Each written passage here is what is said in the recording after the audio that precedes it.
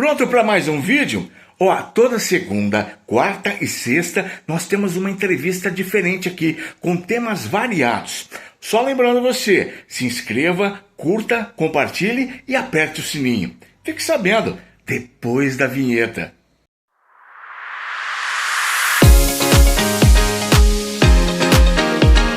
Na verdade, eu sempre morei, eu sou natural de Guaimbê, né, aqui próximo a Lins. Meus pais eram daquela região e depois a gente veio aqui para perto de Garça. Então sempre a gente morou em fazenda. E naquela época, para você ter uma ideia, o meu pai ele tinha uma bicicleta. Ele anda de bicicleta até hoje com 85 anos. Então é um pai assim que eu peço bênção todas as horas que chego e todas as horas que saio de casa, tanto para o pai quanto para a mãe. E ele pegava essa bicicleta, ele ia em Guaimbê de bicicleta, saía de Garça e em Guaimbê, com a famosa Monarch, lembra? Lembro. Então não tinha marcha, não tinha nada. E aí a gente morava em Garça, ele saía de Garça e vinha a Marília comprar arroz, sacos de arroz, na época eles compravam de saco. Então levava os sacos de arroz e dava pro mês. Né? Eles chamava de quinzena, alguma coisa assim. Tinha as latas onde matava os porcos e fritava banha, sabe essas coisas? Sei. Então hoje eu olho pro que a gente vive, eu com muito orgulho falo que eu vivi uma época muito boa, né? Era a época que a gente sentava na porta de casa, o vizinho da colônia sentado também, ficava conversando, que ia chover, sabe? Eram outros valores, né? Então acho que isso foi muito bacana. Eu vou te contar, não tinha prazer a matéria, né? O carro, Não. a casa, o dinheiro, isso não contava, né? Não. Era muito. São várias histórias, né? Do casamento, por exemplo, quando alguém casava, era uma alegria muito grande. Eu era muito novo, mas eu lembro que era uma coisa que se comentava quase o ano todo. Era o grande evento da cidade. E é o lado bom. O lado ruim é que o salário, né? Meu pai ganhava um salário mínimo. E nós somos em 4 filhos. E minha mãe, infelizmente, adoeceu muito cedo, né? Então ficou mais complicado. Para você ter uma ideia, tanto eu quanto a minha irmã, a gente teve essa responsabilidade de cuidar do almoço, da janta da minha casa, com 6 anos. Tá explicado. Entendeu? Então eu era o responsável por manter o fogo aceso do fogão a lenha. Aham. E ela, a responsável. Literalmente. Eu tinha que, né, Por lenha. por lenha. O meu pai buscava, deixava tudo picadinho, mas eu tinha que manter o fogo aceso. Eu seria o botijão de gás. Entendeu? Botijão de Então, gás. eu tinha que fazer toda essa prática. E a minha irmã é um ano mais velha do que eu. Então ela tinha 8.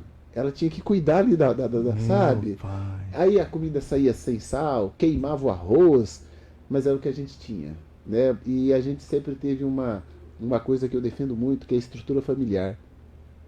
Em momento nenhum eu vi o meu pai, né, se queixar por tudo que passava, né? Então é difícil.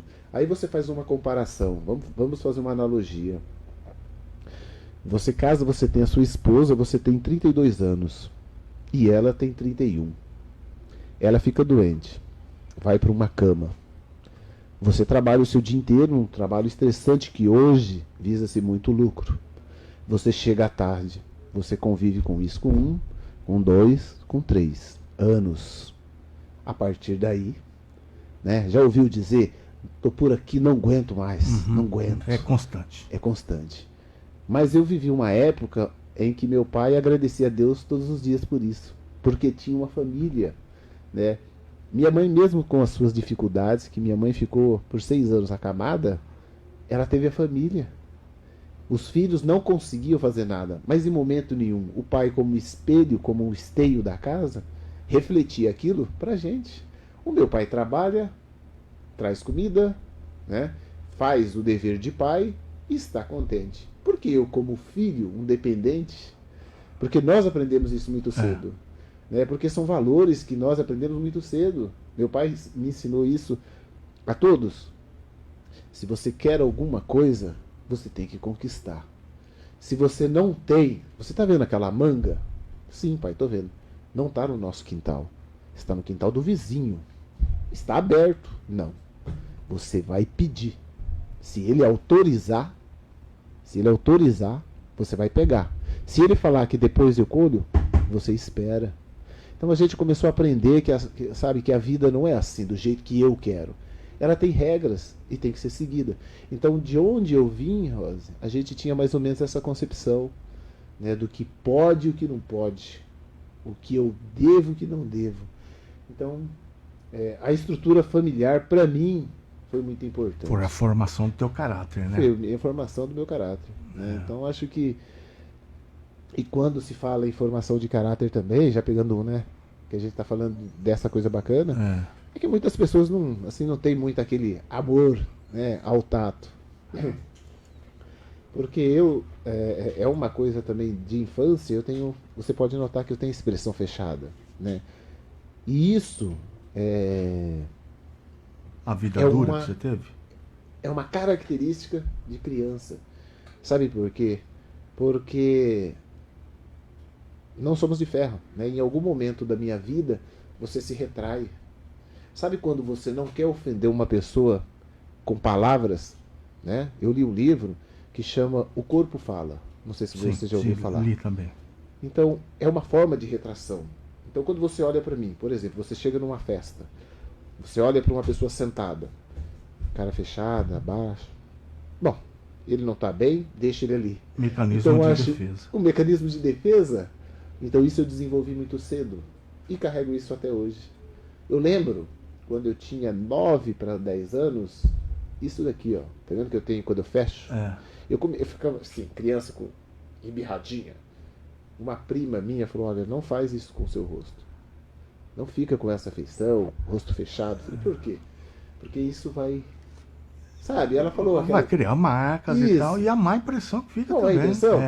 Então, muitas pessoas têm essa... Eu costumo dizer esse conceito, né? Você olha para a pessoa, você tem um preconceito. Você não sabe nada da vida dela, porém você já julga. Mas as fotos que você mandou para mim, as primeiras, estavam tensas, né?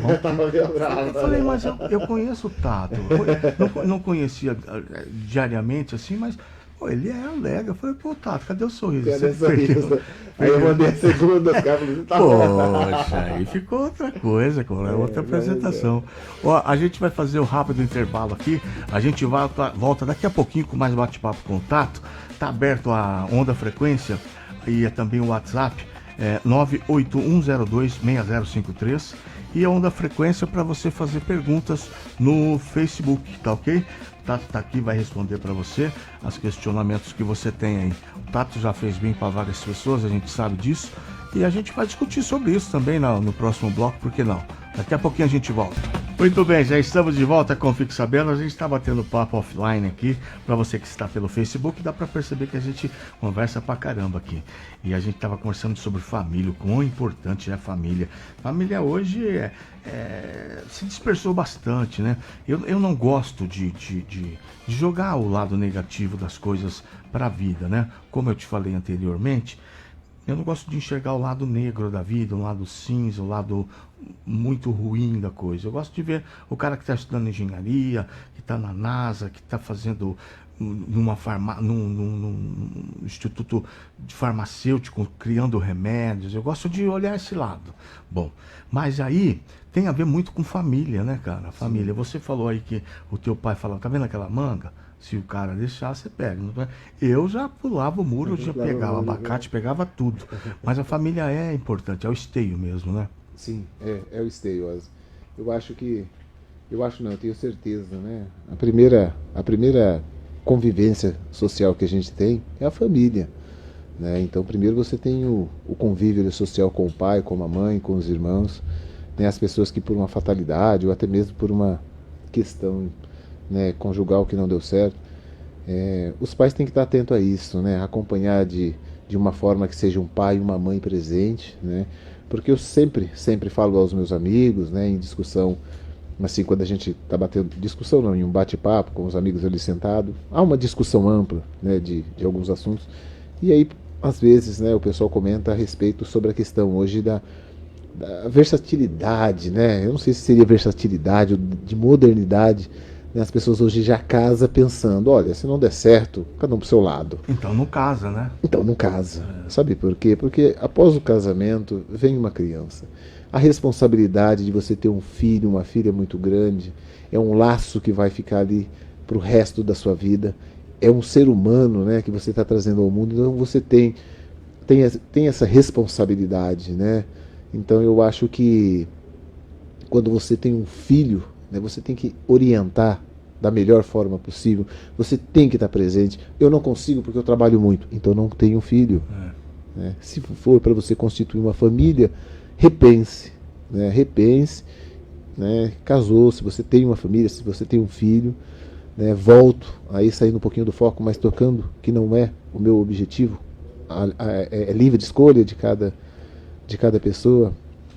A questão da espiritualidade, da religiosidade, mas não sou batizado, frequento uma igreja evangélica em Marília, mas uma das coisas que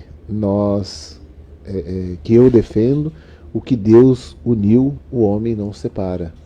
Né? Mas tem outras coisas, né, que também não é porque se uniu, se não dá certo, vão se matar. Tá certo. Eu acho que até antes de ter o filho, realmente, a união de duas pessoas, você envolve 50% sai machucado, 50% sai inteiro. Porque eu acho que os dois entram 100% de cabeça na história e 50% dessa parte fala assim, não estou muito mais afim não.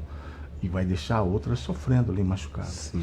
Antigamente, quando você me falou de 50, 60 anos atrás, o que o Deus une, o homem nos separa, havia a submissão da mulher, ela vivia submissa, aquele cara que chegava cachaçado, que chegava bêbado, agredia ela, agredia os filhos, e ela ficava nessa fé, nessa toada até o fim. Até o fim. Até ele ficar adoecido, até várias histórias que a gente conhece de violência aí, né?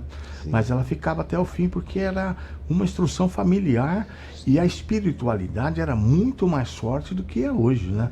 Era uma coisa de seguir mesmo. Agora, quando a gente fala sobre submissão, é que assim, eu entendo, né, que a submissão que as mulheres, né, eu não digo 100%, mas 95% das mulheres, né, esse 95% eu estou chutando aqui também, mas assim, uma parte muito grande da sociedade de uma forma geral que se submetia, que tinha uma submissão ao marido, em contrapartida esse marido a respeitava, né? Então eu não defendo que a mulher deve ser, né, submissa ao marido, né, mas ela ser uma escrava, não, em hipótese alguma. Eu acho que ela deve respeitar, não é submissão, é ter um respeito, assim como ele tem um respeito em relação à esposa, mas moderado. Ninguém é mais do que ninguém. Né? Eu só acho que dentro de um relacionamento, ou o homem ou a mulher tem que ser a voz ativa. Né? Então eu sou daquele que venho de uma base patriarcal. Então meu pai sempre conduziu as coisas da minha casa, porém nunca encostou a mão na minha mãe. Nunca distratou a minha mãe na minha presença ou dos meus irmãos. Então quando eu falo, né, sobre essa questão de submissão, de respeito ao casamento, eu estou falando desta época que eu vivi. Né? Então se você pega hoje, o feminicídio hoje é uma coisa absurda. Termina com a namorada não quer mais, mata, sabe? É uma coisa assim que não há um comparativo. Eu acho que com o tempo perdeu-se os laços, né? Sim, essa questão do familiar que você diz, se perdeu demais. O cara casa e no outro mês ele separa, às vezes dura 3 dias. A Adriane Galisteu, sei lá o que aconteceu, 1 mês o casamento e se separou. E é comum. E quanto mais casamento você tiver, melhor é. Eu acho que o exemplo que a gente recebe da mídia, e do jornalismo e do bate-papo comum na rua, é isso mesmo. Não, traiu, separa e trai. Então tem que ter 2 mulheres, tem que ter 2 homens. Bagunçou bastante, né? E a relação familiar que você fala também envolve outras formações familiares, que é um homem com um homem, uma mulher com uma mulher, né, 2 homens e uma mulher. Há toda uma miscigenação desse tipo de situação familiar, né? Sim. Eu volto a dizer, né, sempre defendi isso, eu acho que o respeito mútuo. né? Eu acho que você tem que, se você casou, né? Se você constituiu família, você tem que honrar, porque na hora do sim e na hora de assinar o documento você não estava bêbado. Na, na religião, você falou de que não é batizado, então. Na igreja católica, é, você topa, vai ficar casada na doença e na saúde, na tristeza e na alegria, na riqueza ou na pobreza. Há toda uma comunhão perante Deus ali, Sim. né? Junto com o padre, testemunhas, tá todo mundo vendo aquilo ali. Mas eu acho que leva muito mais a sério o vestido, ou o terno, ou a despedida de solteiro do cara, do que a comunhão ali em si, né? Hoje você casar, né? Eu vi um famoso aí, vai gastar acho que 50 milhões os preparativos para o casamento, né? Então eu fico pensando, né? Um casamento é tão caro assim, né? Então eu acho que o fator principal aí é a união de duas pessoas, né? Que pretende ter um laço matrimonial perante a sociedade, perante Deus e constituir uma família, né? Eu costumo dizer, eu não tenho dinheiro, mas se eu fosse um cara muito rico, né? Eu também não sou casado, né? Mas o dia que eu me casar, a Angélica vai chegar para as amigas dela, eu me casei. Mas você se casou? Quando? Casei, você não sabia? Casei semana passada. Ah, mentira. Verdade. Sabe por quê? Porque eu entendo desta maneira. É uma coisa que diz respeito a mim e a ela, né? Então a gente tem que firmar uma coisa que nós vamos cumprir com esse juramento, né? Com esse compromisso e da gente morrer junto. Eu acho que isso é bacana. Agora, quando as pessoas perdem o foco, que é a união de duas pessoas, eu não sei como. Eu acho que quando você ficou de botijão de gás na sua casa, você perdeu de ver o Walt Disney.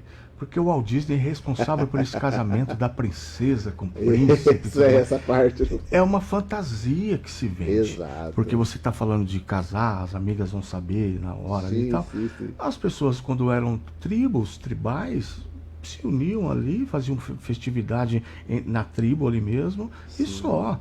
Não tinha aquela comunhão, aquela reza. A gente precisa de testemunha hoje. Testemunha. Você vê o quão sério é o casamento. Precisa de testemunha. Precisa de um carturário para poder fazer a papelada ali.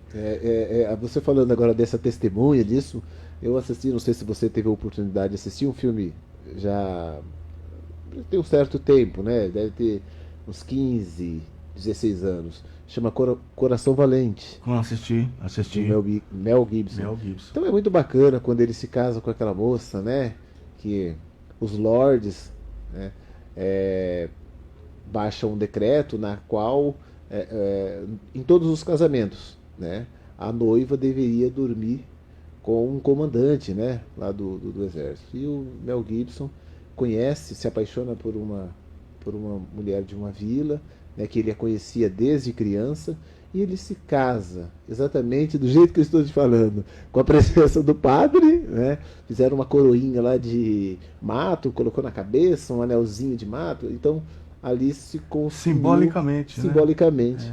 Então eu acho que é isso que falta, né? Eu não estou dizendo que a festa é Não, proibida. é o compromisso entre um e outro. Isso. Porque a festa tem na Índia, tem na Arábia Saudita, dura uma semana e tudo Sim, mais. sim. Desde o casamento bíblico tem Jesus multiplicando água em vinho por causa da festa. Tem uma celebridade, né? Eu acho que o casamento deveria durar, para quem gosta, 2 meses. Ótimo de festa.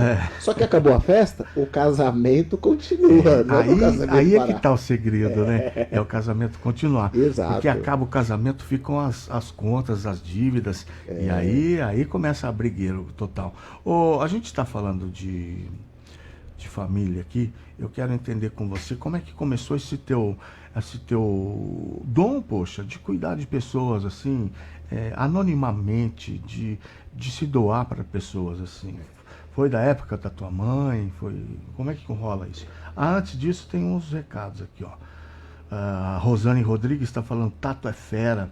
Solange Sol Zômpero: Tato é um ser humano incrível. Patrícia Veríssimo: Tato, você é 10. Obrigado aí a minhas amigas, né? As pessoas que eu tenho um certo contato, né? A Sol, uma enfermeira incrível. A Patrícia também, uma aluna nossa lá, muito gente boa. Né? E tem Tem também a Rosane Rodrigues. Rosane Rodrigues, grande, gente fina demais. Um abraço a vocês aí. Tem a Adriana também, que estava ouvindo a gente, a Adriana de Freitas. Ô, Adriano, um abraço para você. Obrigado aí pelo prestígio. Bom, na verdade, eu acho que essa minha infância, né, ela refletiu um pouco na minha formação, no meu caráter. Então, como eu já cuidava dos gatos e um período tive que cuidar da casa, né, junto com a minha irmã, então o cuidar é uma coisa que faz parte da minha personalidade, né? E eu trabalhava, sempre trabalhei em roça, meu primeiro emprego foi na roça, trabalhava com um caminhão de boia fria, no Ferreirão, então o seu finado dito, pegava a gente ali na esquina da minha casa, a gente saía daqui 5 horas da manhã, até chegar nesse Ferreirão, e a gente chegava à noite, então foi muito difícil. Passou um certo tempo, eu fui morar em uma fazenda, né, próxima daqui, e conheci várias pessoas, né? E nesse período eu sempre tive uma pessoa que para mim não foi um patrão, foi um pai, né? Fica à vontade. A gente está batendo um papo contato aqui, a gente fique sabendo. A gente está sabendo de tudo aqui. E aí ele falou o seguinte pra mim, falou, olha, vai estudar. Você tem que estudar, cara. E eu falei, não, beleza. Só que eu não tenho condições, né, de bancar tudo isso. E ele me ajudou uma parte, outra parte eu vendi o que tinha, estudei, me formei. Após a minha formação, né, com diplomas em mãos de técnico de enfermagem, recebi uma proposta de trabalho, né, na própria empresa onde eu já trabalhava, e aí as coisas começaram a mudar, né? Então eu era braçal, Serviços Gerais da Lavoura, registrado em carteira, né, e passei, né, como motorista, né, pessoal deles. E aí depois, infelizmente, né, a idade chegou, eu comecei a ser o enfermeiro da família, né? Então comecei a cuidar só da família. E deixei muitos amigos, né? Muitas pessoas que trabalhou na roça comigo, né? Pessoas de uma certa idade, 70, 75 anos. E também deixei as pessoas mais jovens, né, nesse período. Um belo dia eu estava em casa, e isso, Oz, é o que eu sempre comento. Só chega no sábado, domingo, feriado, Natal e Ano Novo. O meu telefone da fazenda tocou, porque eu não tinha telefone na época, e queria falar comigo. Tudo bem. Subi na fazenda, o encarregado me procurou lá embaixo, falou, olha, estão chamando você lá em cima na fazenda e gostaria que você fosse lá. Tudo bem. Cheguei lá e falei, olha, eu não vou citar o nome mesmo, porque a família não me autorizou e eu não me sinto à vontade, né, dessa promoção, né, em cima do nome dessa pessoa, mas o seu fulano foi diagnosticado com um CA, né, de cabeça e pescoço, que é um câncer, né, de pele. E por ironia do destino, nós trabalhamos muito tempo, né, na roça, aquele sol muito quente. E ele era um italiano assim, muito gente boa. E eu sempre via aquela mancha no rosto dele. E eu, no meu curso, foi falado sobre essa doença de pele, que era um perigo. E os meus professores sabiam que eu trabalhava na roça. Usa camisa manga longa, usa protetor, usa chapéu, usa não sei o quê. Não, professor, mas como é que eu vou comprar protetor? Eu não tenho, meu salário não dá para me comprar um protetor. Olha, então se protege, tá? E eu sempre via aquela mancha. E quando a gente entrou nessa matéria, né, eu até fui cuidar de um paciente no HC com essa doença, eu comecei a me informar, né? E antes de eu me informar, antes deles me procurarem, um dia eu citei para ele, olha, por que o senhor não vai no médico ver o que é isso? Só que os antigos têm um termo que eles usam sobre essa doença. Eles não chamam de CA, de câncer, eles falam que é a doença ruim. Então, quando o idoso fala para você que é uma doença ruim, é isso que ele se refere.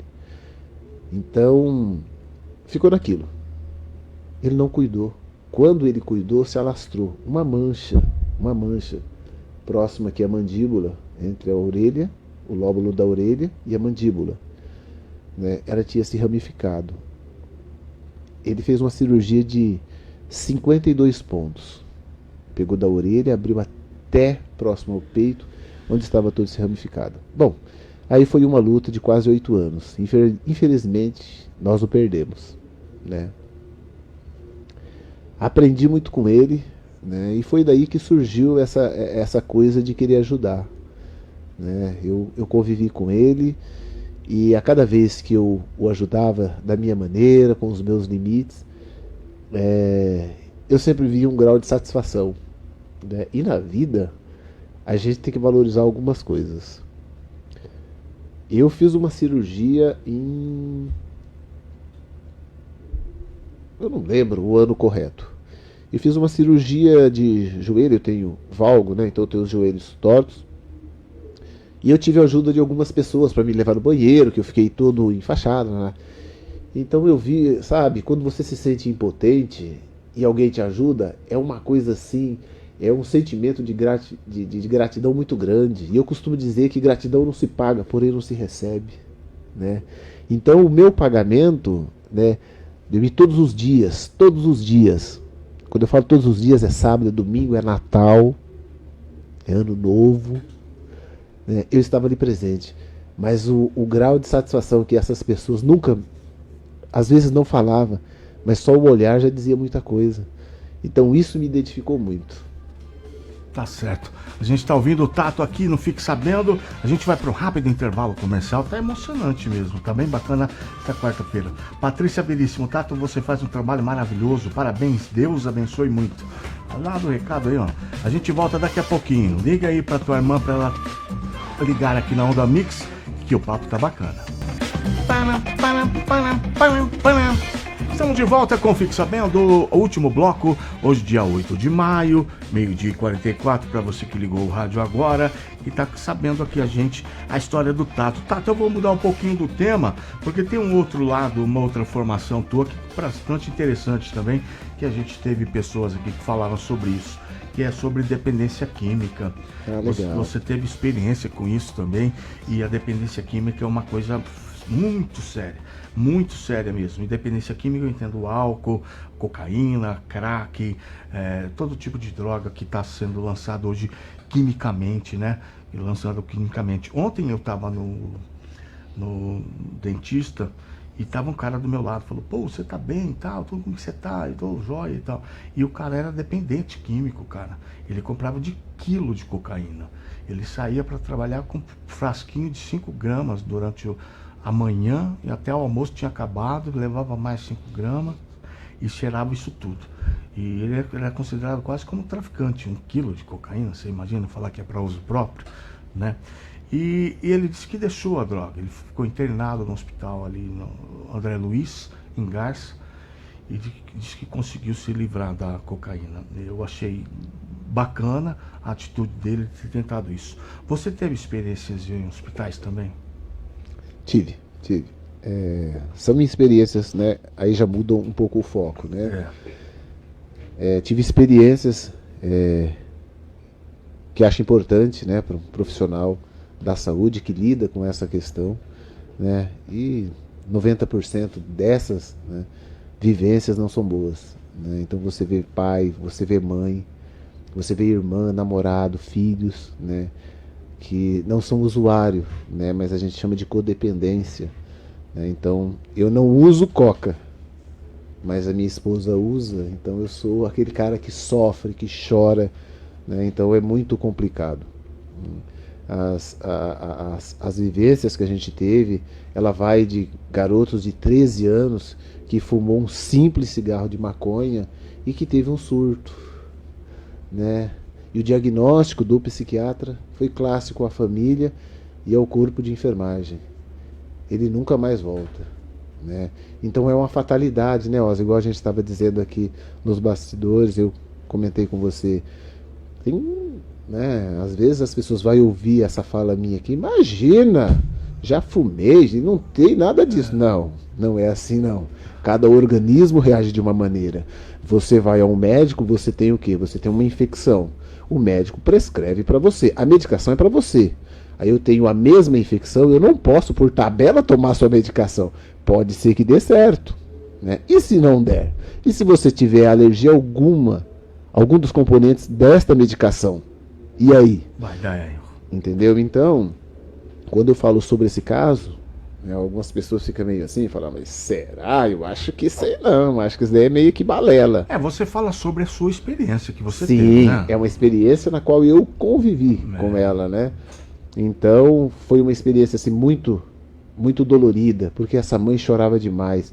O único filho, né, um menino jovem ainda, chegou na clínica na época, né, na qual eu estava lá, com 15 anos, fez o uso aos 13, então a mãe já sofre a 2. Né? Então é difícil. E a mãe é a última a saber, né? Envolve a família de novo. Infelizmente. Realmente. E aí, o caso da dependência também é com relação à medicação também, né?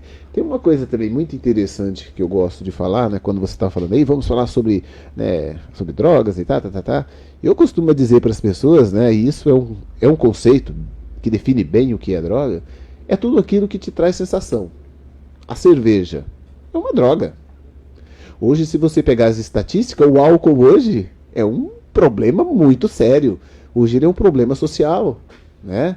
Então a gente tem aí recentemente esse caso absurdo, né, desse empresário que bebeu, não sei onde ele estava com a namorada, saiu a 150 por hora quase, bateu num carro, matou um pai de família. Ele estava usando o quê? Coca? Ele estava usando o quê?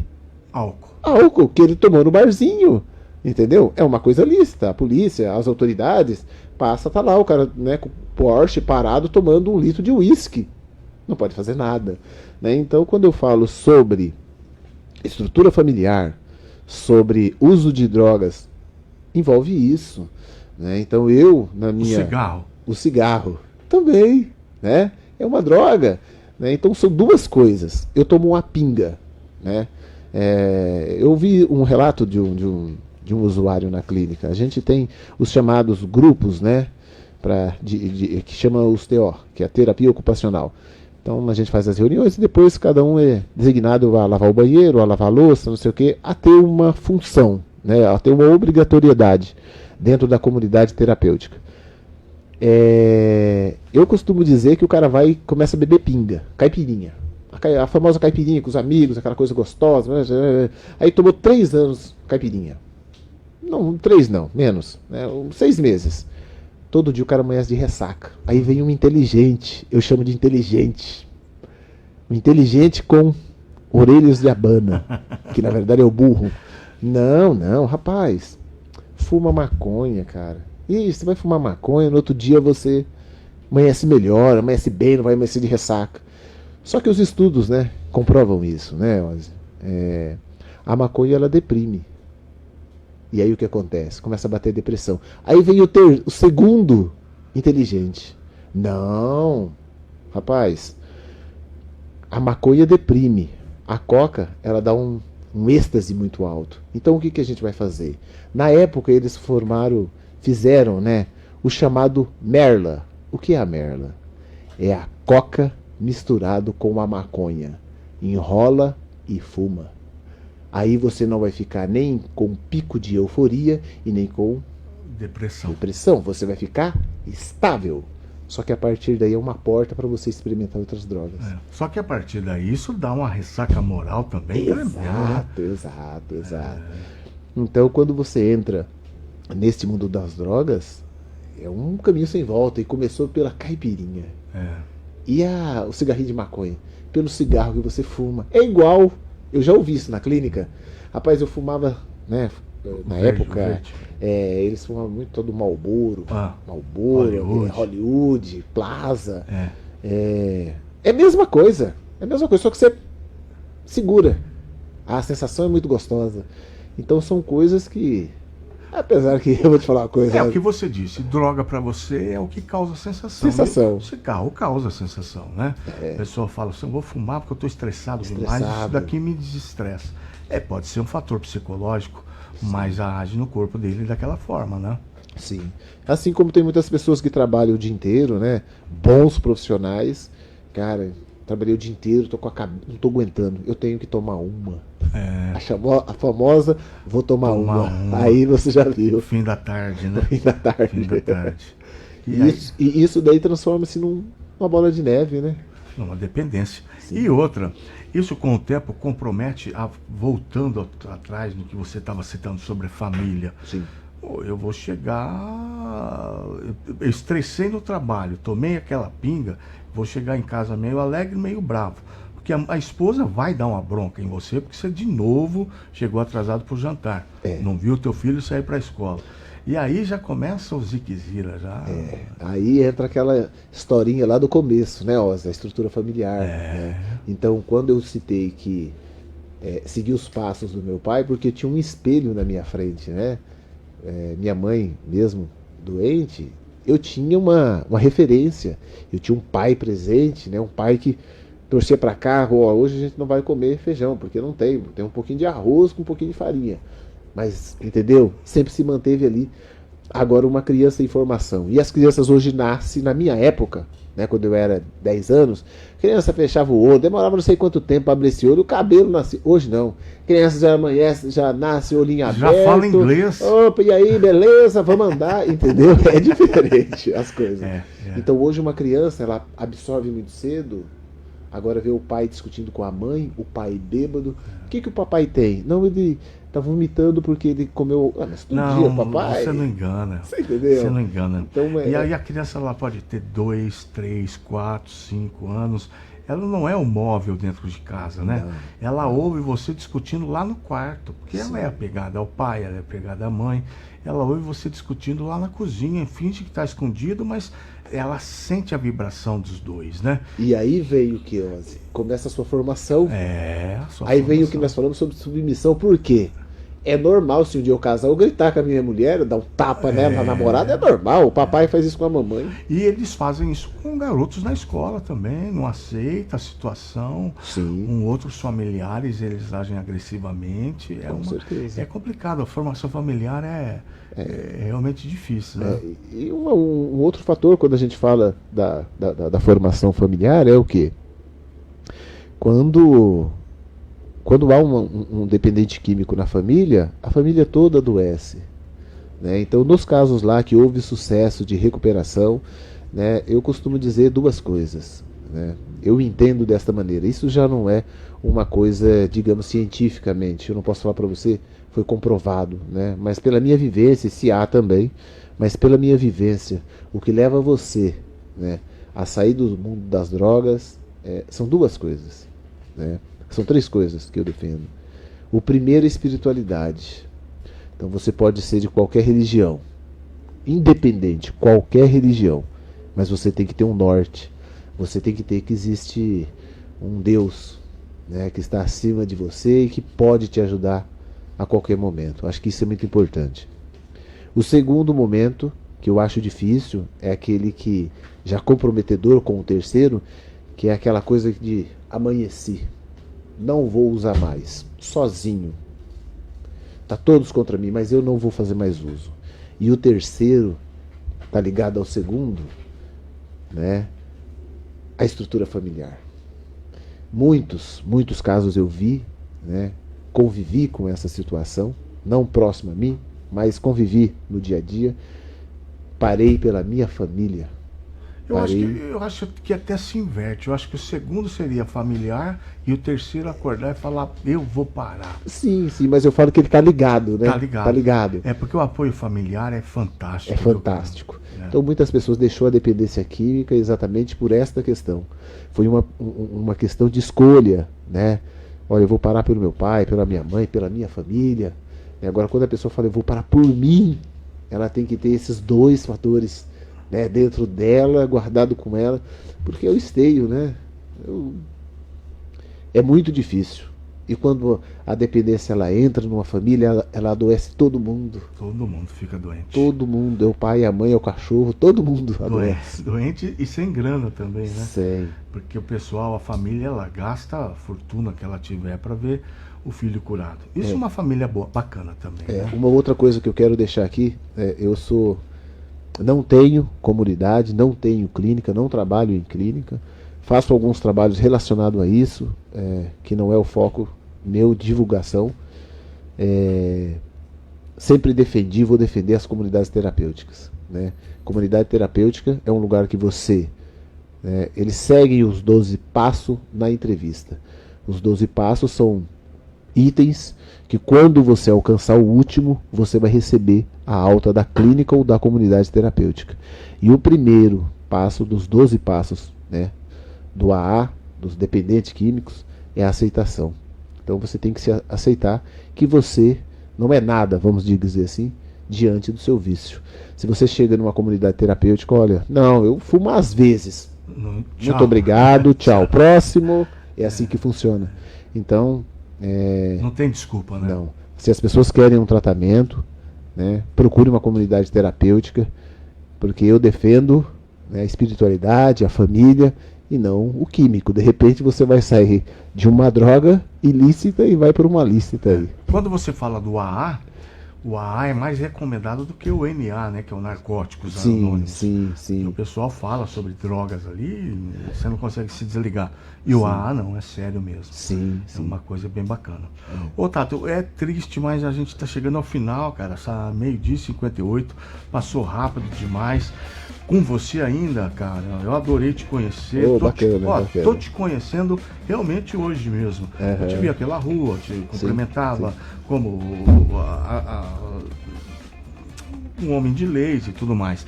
Mas não te conhecia essa pureza tua, bacana. Essa tua clareza. Então eu agradeço demais a tua presença. Eu fazia questão de ter trazido você. Legal. Enchi o saco do Clarison lá. E a gente conseguiu trazer você. Não, bacana. Fico aí satisfeito, né? De receber o convite, né? De não sei se contribuir para alguma coisa, mas eu acho que tudo que a gente fala, né? Acho que alguém tirou proveito. Eu costumo dizer um provérbio que diz que não existe pessoas tão grandes que não possam ensinar, assim como não existe pessoas tão pequenas que não possam aprender. Então espero que tenha contribuído aí de alguma forma aos ouvintes da Onda Mix e a você em especial. Com certeza. Obrigado, e a todos vocês, fiquem todos com Deus. Sexta-feira a gente está de volta aqui com o prefeito e talvez com uma mãe, viu? Segundo domingo de maio, Dia das Mães, está chegando aí. E a gente vai vazando aqui e fiquem todos com Deus. Cadê o pininho aqui, ó? Eu sempre me perco com esse pininho. Tá aqui.